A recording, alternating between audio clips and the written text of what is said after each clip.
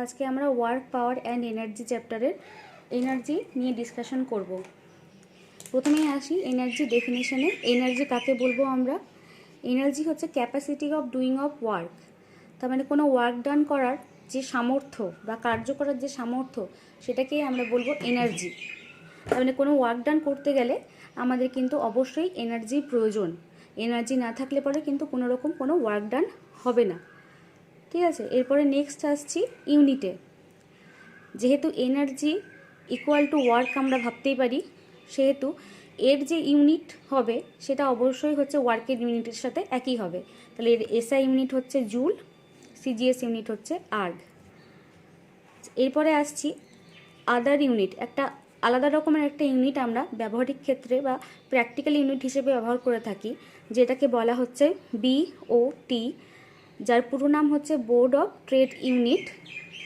ঠিক আছে, এটা একটা বিজনেস পারপাস এটা ব্যবহার করা হয়ে থাকে। কেন ব্যবহার করা হয়ে থাকে? যে কারণ যখন প্রচুর পরিমাণে এনার্জির ক্যালকুলেশন বা প্রচুর পরিমাণে এনার্জি নিয়ে কাজ ডিল করতে হয়, তখন সেক্ষেত্রে আমাদের একটা বড় ইউনিট হলে সুবিধা হয়। তাহলে এখানে দেখা যাক যে 1 বিওটি সমান কত। 1 বিওটি সমান হচ্ছে 1 কিলোওয়াট আওয়ার। পরের লাইনে আমি কিলোওয়াটটাকে শুধু ওয়াটে কনভার্ট করব। তাহলে নেক্সট লাইনে হবে হচ্ছে 1000 ওয়াট আওয়ার। ঠিক আছে, নেক্সট 1000 থাকলো, ওয়াটটা হলো জুল পার সেকেন্ড, আর 1 আওয়ার ইকুয়ালটা আমরা জানি 3600 সেকেন্ড। ঠিক আছে, ক্যালকুলেশন করে হচ্ছে 3.6 ইন্টু 10⁶ জুল। তার মানে 1 বিওটি ইকুয়াল টু হচ্ছে 3.6 ইন্টু 10⁶ জুল। তাহলে দেখতেই পাচ্ছ যে ইউনিটটা কিন্তু যথেষ্ট বড় ইউনিট। ঠিক আছে, এটা প্র্যাকটিক্যাল ক্ষেত্রে সুবিধার জন্য ব্যবহার করা হয়। এটা কোনো সিজিএস, এসআই বা এফপিএস কোনো পদ্ধতির ইউনিট নয়। নেক্সট আসছি টাইপ অফ এনার্জিতে। কি বিভিন্ন ধরনের কি এনার্জি আমরা দেখতে পাই। এনার্জি কিন্তু অনেক ধরনের আমরা আশেপাশে দেখতে পাই। যেমন ধরো মেকানিক্যাল এনার্জি, হিট এনার্জি। আবার ধরো একটা উদাহরণ এক্সাম্পল দেওয়া যাক, যে এটা কাঁচের গ্লাস রাখলাম। ঠিক আছে, এবার এর উপরে আমি কোনো কিছু দিয়ে একটু আঘাত করছি।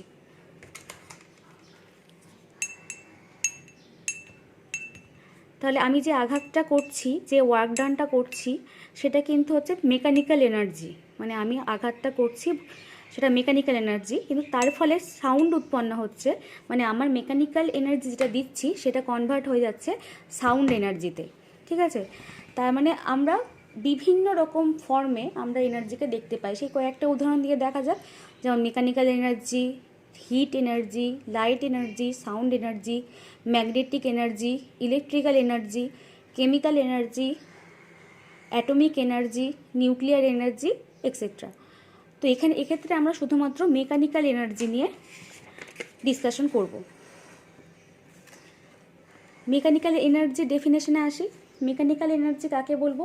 কোনো পার্টিকুলার যখন কোনো বস্তু তার মোশনের জন্য বা পার্টিকুলার কোনো কনফিগারেশনের জন্য তার মধ্যে যে ওয়ার্ক ডান করার সামর্থ্য বা ক্যাপাসিটি জন্মায়, সেটাই হচ্ছে তার মেকানিক্যাল এনার্জি। কি বললাম? যে কোনো বস্তু তার পার্টিকুলার কোনো সিচুয়েশন বা অবস্থানের জন্য বা কনফিগারেশনের জন্য অথবা তার মোশনের জন্য তার মধ্যে যে ওয়ার্ক ডান করার ক্ষমতা জন্মায় বা ক্যাপাসিটি জন্মায়, সেটাই হচ্ছে মেকানিক্যাল এনার্জি। এটা আবার দু রকম হয়। প্রথম হচ্ছে কাইনেটিক এনার্জি। কাইনেটিক এনার্জি কোনগুলো? যখন কোনো বস্তু বা কোনো বডি তার মুভমেন্টের জন্য বা মোশনের জন্য যে এনার্জিটা লাভ করে, সেটা হচ্ছে কাইনেটিক এনার্জি। আচ্ছা, এরপর নেক্সট হচ্ছে 2 নম্বরটা হচ্ছে পোটেনশিয়াল এনার্জি। ঠিক আছে, এবার পোটেনশিয়াল এনার্জি হচ্ছে পার্টিকুলার কোনো কনফিগারেশনের জন্য, মানে পার্টিকুলার কোনো অবস্থার জন্য যে এনার্জিটা লাভ করে সেই বস্তুটা, সেই বডিটা, সেটা হচ্ছে পোটেনশিয়াল এনার্জি। ঠিক আছে, এবার আরেকটু ডিটেলে বলা যাক। ধরা যাক এখানে একটা বস্তু আছে। ঠিক আছে, এটা স্থির অবস্থায় আছে। তাহলে এটাকে সরাতে গেলে আমাকে কি করতে হবে? অবশ্যই কোনো ফোর্স অ্যাপ্লাই করতে হবে, তবে কিন্তু এটা সরে যাবে। ফোর্স অ্যাপ্লাই করছি মানে আমি এর উপরে কিন্তু ওয়ার্ক ডান করছি। ঠিক আছে, তার মানে ফোর্স অ্যাপ্লাই করছি, কিছু একটা ডিসপ্লেসমেন্ট হবে, তার ফলে কি হবে? একটা ওয়ার্ক ডান হবে। তার ফলে এটা প্রথমে ছিল ভেলোসিটি 0 বা এটা স্থির অবস্থায় বা রেস্টে ছিল। তারপর ধরো দেখা গেল যে এর ভেলোসিটি হলো হচ্ছে ভি, তাহলে তার কাইনেটিক এনার্জি হচ্ছে 12 mv²। যেমন আরেকটা উদাহরণ দিয়ে দেখানো যাক তোমাদেরকে। এখানে ধরো আমি একটা পেন্সিল, স্কেচ পেন্সিল রাখছি, ঠিক আছে, এটা স্থির অবস্থায় আছে। এবার আমি আর একটা কোনো কিছু দিয়ে এটাকে পাশে রেখে দিলাম, ঠিক আছে, তাহলে কিন্তু এর কোনো রকম কোনো ডিসপ্লেসমেন্ট কিন্তু হলো না, ঠিক আছে। কিন্তু যদি এটাকে আমি মোশানে পাঠাই, একটা নির্দিষ্ট কোনো একটা ভেলোসিটি নিয়ে পাঠাই, তাহলে কিন্তু দেখা যাচ্ছে যে সে স্কেচ পেনটাকে কিন্তু ফেলে দিচ্ছে। তার ফলে কি, তার মানে কি বুঝলাম যে এক্ষেত্রে তার ওয়ার্ক ডান করার সামর্থ্য কখন জন্মালো, যখন তার মধ্যে একটা ভেলোসিটি আমরা ক্রিয়েট করলাম, তখন সে ওয়ার্ক ডান করতে পারলো, ঠিক আছে। এবার আসছি পোটেনশিয়াল এনার্জিতে। পোটেনশিয়াল এনার্জির ক্ষেত্রে কীভাবে উদাহরণটা দেবো, আমি বলেছি যে পার্টিকুলার কোনো কনফিগারেশনের জন্য বা পার্টিকুলার কোনো পজিশনের জন্য যে এনার্জি সে অর্জন করে সেটাকেই আমরা বলবো হচ্ছে পোটেনশিয়াল এনার্জি। তোমরা সবাই দেখেছো যে কোনো একটা পিন, ধরো একটা পিন মাটির মধ্যে অল্প একটু গেঁথে রেখেছি, এবার একটা বড় স্টোনকে কী করলাম, তার মাথার উপরে চাপিয়ে দিলাম, স্টোনটার মাস ধরো এম, ঠিক আছে। এবার তার ফলে পিনটা একটু ঢুকবে হয়তো, কিংবা এমনও হতে পারে স্টোনটা খুব বড় না হলে হয়তো বেশি এরপরে আর ঢুকলোই না, ঠিক আছে। কিন্তু আমরা যদি তারপরে স্টোনটাকে একটা হাইটে নিয়ে যাই, এক্ষেত্রে আমি হাইটে নিয়ে গেছি, একটা হাইটে নিয়ে গিয়ে যদি এটাকে ওখান থেকে ছেড়ে দিই, তখন এটা যখন এর মাথার উপর এসে পড়ে, তখন কিন্তু পেরেকটা বা পিনটা কিন্তু অনেকটা ভেতরের দিকে ঢুকে যাবে। স্টোনটা কিন্তু একই আছে, স্টোনটার মাস যা এম ছিল এখনও মাস এমই আছে, আগেও গ্র্যাভিটি কাজ করছিল নিচের দিকে জি, এখনও গ্র্যাভিটি কাজ করছে। তাহলে এক্ষেত্রে পার্টিকুলার কে ওয়ার্ক ডান করার ক্যাপাসিটিটা জন্ম দিল, সেটা হচ্ছে হাইট। এই পার্টিকুলার হাইট থেকে তার হাইট আমি চেঞ্জ করে অনেকটা উঁচুতে নিয়ে গেছি বলেই কিন্তু সে আরও বেশি পেরেকটাকে বা পিনটাকে মাটিতে গেঁথে দিয়েছে, বা এটা আরও ইনসাইড মাটির মধ্যে আরও ভেতরের দিকে ঢুকে গেছে, ঠিক আছে। তো এটাই হচ্ছে পোটেনশিয়াল এনার্জি, তার মানে পার্টিকুলার কনফিগারেশন বা অবস্থানের জন্য আমরা যে এনার্জি পেলাম। তাহলে এখান থেকে পোটেনশিয়াল এনার্জি কী হবে, পোটেনশিয়াল এনার্জি হবে হচ্ছে মাস ধরলাম এম, তাহলে ওয়েট কত হবে, ওয়েট হচ্ছে mg, ঠিক আছে।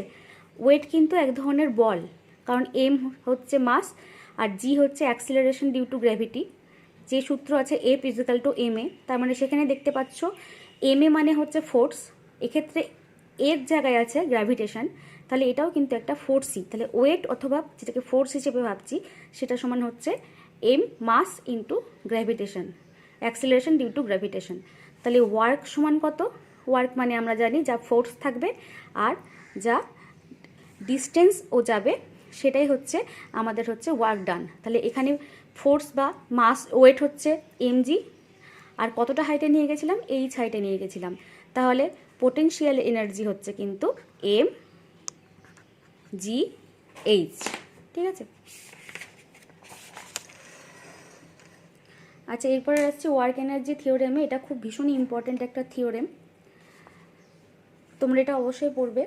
তো ওয়ার্ক এনার্জি থিওরেমটা বলি। ওয়ার্ক এনার্জি থিওরেম কি বলা হয় যে যদি কোনো বস্তুকে আমরা ফোর্স অ্যাপ্লাই করি, ধরো এখানে একটা বস্তু আছে, এটার মাস হচ্ছে এম, ঠিক আছে। এবার ইনিশিয়ালি ধরে নাও যাতে ইনিশিয়াল ভেলোসিটি হচ্ছে এর 0, ঠিক আছে। এবার একে যদি আমাকে সরাতে হয় তাহলে আমাকে কি করতে হবে, অবশ্যই ফোর্স অ্যাপ্লাই করতে হবে, ঠিক আছে। ফোর্স অ্যাপ্লাই করে তবে এর ডিসপ্লেসমেন্ট হবে। তাহলে যখনই ফোর্স অ্যাপ্লাই করব তার মানে কি ডিসপ্লেসমেন্ট হলো, তার মানে কিছুটা ওয়ার্ক ডান হলো, ঠিক আছে। এবার দেখে নেওয়া যাক, এমটা হচ্ছে মাস, ইউটা হচ্ছে ইনিশিয়াল ভেলোসিটি, ভিটা হচ্ছে ফাইনাল ভেলোসিটি। এবার যদি ইউ ইনিশিয়াল ভেলোসিটি 0 না হয়, আগে থেকে কিছু ভেলোসিটি থেকে থাকে, তার উপরে যদি তুমি ফোর্স অ্যাপ্লাই করো তাহলে কি হবে, ভেলোসিটির মানটা কিন্তু বেড়ে যাবে, ঠিক আছে।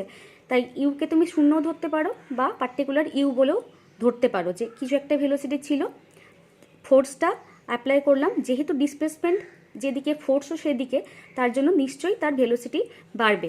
ঠিক আছে, সেটা দ্বিতীয় ক্ষেত্রে বা ফাইনাল ভেলোসিটি হলো হচ্ছে ভি। ঠিক আছে, এক্ষেত্রে এফটা হচ্ছে ফোর্স। আচ্ছা, এবার ডিসপ্লেসমেন্ট দেখো এতটা হয়েছে। ঠিক আছে, কিন্তু আমরা কি করব, ছোট ছোট ডিসপ্লেসমেন্ট ভাগ করে নেব। এতটা ডিসপ্লেসমেন্ট আমি এখানে দেখাচ্ছি, কিন্তু আমরা ছোট ছোট অংশে ভাগ করে নেব। কেন? কারণ ছোট ছোট অংশে ভাগ করে নিলে একটা সুবিধা কী হবে, যদি বাই চান্স কোনো কারণে ফোর্সটা ভেরিয়েবল হয় তাহলে ক্যালকুলেশন করতে পারবো কীভাবে। ফোর্সটা যদি একবার 1 নিউটন, একবার 2 নিউটন, একবার 3 নিউটন হয়, তাহলে পরে আমি প্রত্যেকটা ক্ষেত্রে ছোট ছোট টুকরো করে ভেঙে নিয়ে সেই পার্টিকুলার ওয়ার্ক ডানটা বের করে তারপর তাদেরকে যোগ করে দেবো পরপর। ঠিক আছে, তাই জন্য আমি ছোট্ট একটা ডিসপ্লেসমেন্টের উপর নিচ্ছি। ধরো এফ ফোর্স অ্যাপ্লাই করার ফলে তার ছোট্ট ডিসপ্লেসমেন্ট হয়েছে এইটুকুটা, যেটাকে আমরা ডিএস বলছি। তাহলে ওয়ার্ক ডান কত হবে? ওয়ার্ক ডান হবে হচ্ছে স্মল অ্যামাউন্ট ওয়ার্ক ডান হবে হচ্ছে DW equal to F dot DS. ঠিক আছে, এফ ও ভেক্টর, ডিএস এর ভেক্টর। আচ্ছা, আমরা জানি এটা সমান হচ্ছে এফ এর মান, ডিএস এর মান আর কস থিটা। এখানে কসের মান কত? যেহেতু ফোর্সের ডাইরেকশন আর ডিসপ্লেসমেন্টের ডাইরেকশন একই দিকে, তার জন্য এদের মধ্যে অ্যাঙ্গেলটা হচ্ছে 0 ডিগ্রি। তাহলে কস 0 ডিগ্রি।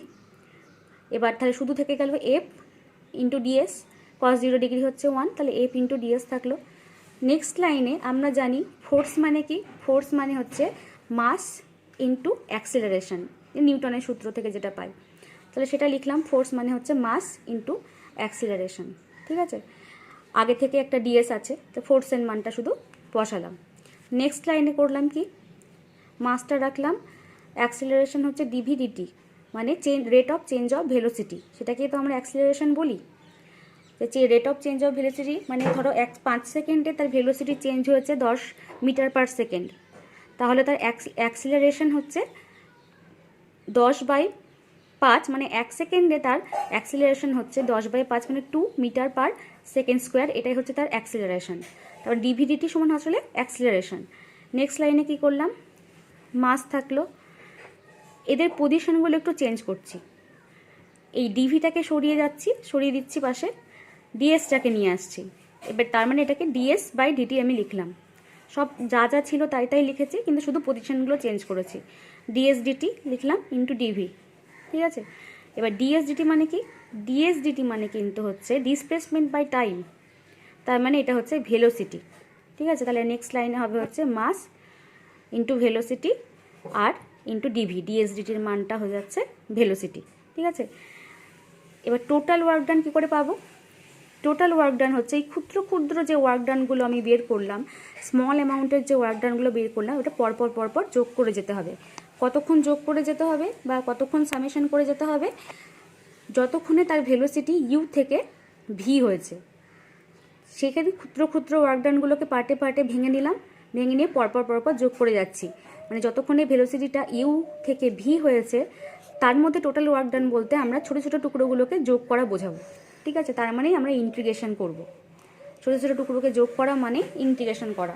তার মানে টোটাল ওয়ার্ক ডান হচ্ছে ডাব্লিউ ইজ ইকুয়াল টু, যেটা পেলাম স্মল ওয়ার্ক ডান সেটা, এবার তাদের লিমিট হবে ইউ থেকে ভি। আচ্ছা, এমটা হচ্ছে কনস্ট্যান্ট মাস, এমটা বাইরে বেরিয়ে চলে এলো। ভি ডিভি, ভিটা ভ্যারিয়েবল, স্থির থাকলে সে গতিশীল হচ্ছে বা তার মোশন, সে ভেলোসিটি লাভ করছে, অথবা যদি সে কোনো একটা ভেলোসিটি নিয়ে চলে তাহলে সে তার ভেলোসিটি বাড়বে যদি আমরা ফোর্স অ্যাপ্লাই করি। তাহলে ভিটা কিন্তু ভেরিয়েবল, তাই ভি এর উপরে কিন্তু ইন্টিগ্রেশন হবে। এবার ভি ডিভি মানে তার ইন্টিগ্রেশন করলে কত হয়? V square by 2। এবার লিমিট বসালাম ইউ থেকে ভি। নেক্সট লাইনের লিমিটগুলোর মান বসিয়ে দিয়ে হাফ এম ভি স্কোয়ার পেলাম minus half m u square. Half m v স্কোয়ারটা কি? Final kinetic energy. Half m u স্কোয়ারটা কি? Initial kinetic energy. তাহলে আমরা দেখতে পাচ্ছি যে টোটাল ওয়ার্ক ডান এটা সমান হচ্ছে final kinetic energy minus initial kinetic energy. এটাই হচ্ছে ওয়ার্ক এনার্জি থিওরেম। তার মানে কি, ওয়ার্ক এনার্জি থিওরেম এটাই বলছে যে ওয়ার্ক ডান করলে পরে অবশ্যই তার কাইনেটিক এনার্জি চেঞ্জ হবে, অথবা উল্টো বলতে পারো কাইনেটিক এনার্জি চেঞ্জ হয়েছে মানে তার উপর কোনো না কোনো ওয়ার্ক ডান করা হয়েছে। আজকে এইটুকুই। যদি তোমাদের এটা ইম্পর্টেন্ট বলে মনে হয় তাহলে পরে অবশ্যই সাবস্ক্রাইব করো পরবর্তী ভিডিওগুলোর জন্য।